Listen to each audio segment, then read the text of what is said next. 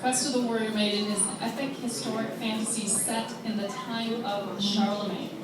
And my main character, Bradamant, is the one who receives the call to adventure instead of a young hero.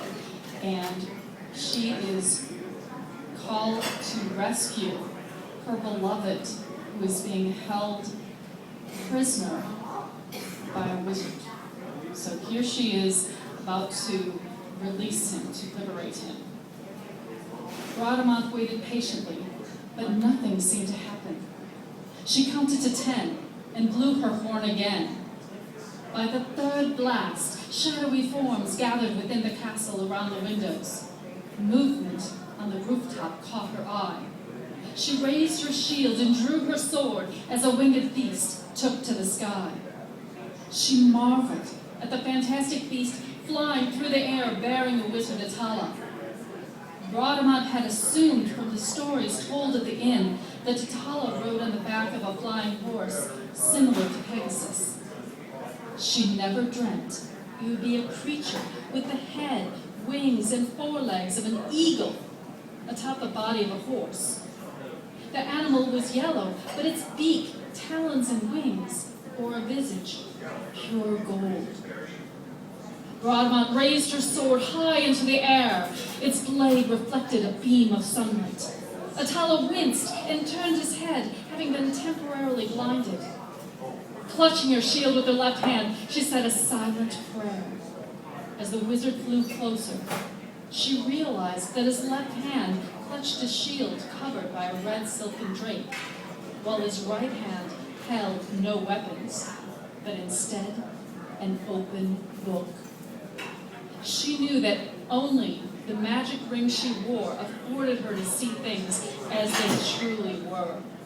As Atala swooped downward, he threw a spear at her. Bradamant urged her horse to jump sideways, avoiding the projectile. The wizard threw spear after spear, and she repeatedly dodged the attacks. The spent weapons stood upright in the ground, and a pattern quickly emerged. He was surrounding her in a cage of spears. She leaned downward, yanked one from the ground, and hurled it into the air, narrowly missing it. "Coward!" she yelled. "Come fight me on a horse! My steed is bound to this earth, while yours takes to the sky. That is an unfair match. Only cowards who know they cannot win in a fair fight resort to such deplorable tactics." Atala's face grew red. "Are you going to stay aloft? Or are you going to fight me on equal terms?" shouted Bradamant. Atala hurled another spear, but she stood her ground, using her shield, and deflected the weapon with a backhanded swing. Her arm exploded with pain, but her rage would not allow her to stop the fight. She dismounted and challenged Atala from the ground. "My horse is no match for your flying beast. Therefore, I renounce it entirely. Meet me on the ground if you dare test your skills against mine." She wrenched the spears loose, stacking them in a pile while never taking her eye off her foe. The wizard tucked his magic book under his hauberk and unsheathed his sword. Flying downward, he delivered a fierce blow against Bradamant. Their swords clashed in midair. Her arms stung from the impact. Atala had the motions of a skillful warrior, but lacked the strength to execute his strokes with any power. His animal flew high into the air. Bradamant watched him massage his arm and catch his breath. The look on his face changed to one of determination as he fingered the red veil. The beast swooped downward again as Atala removed the cover from his shield. Bradamant fell to the ground and feigned unconsciousness when she saw the light reflected off the mirror-like shield.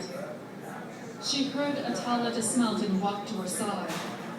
She bided her time, as she had with Marvesina. The wizard bent down and barely touched her when Bradamant sprang forward and knocked him to the ground. She grabbed the chain that had been intended for her and wrapped it around him, pinning his arms to his side. She was surprised in the act of subduing him at how frail he was. His bones felt brittle, and he had little musculature left. Her fury was soon replaced with pity as she looked into the eyes of a broken old man. From the deeply etched lines in his face, she guessed he must be at least 70 years of age.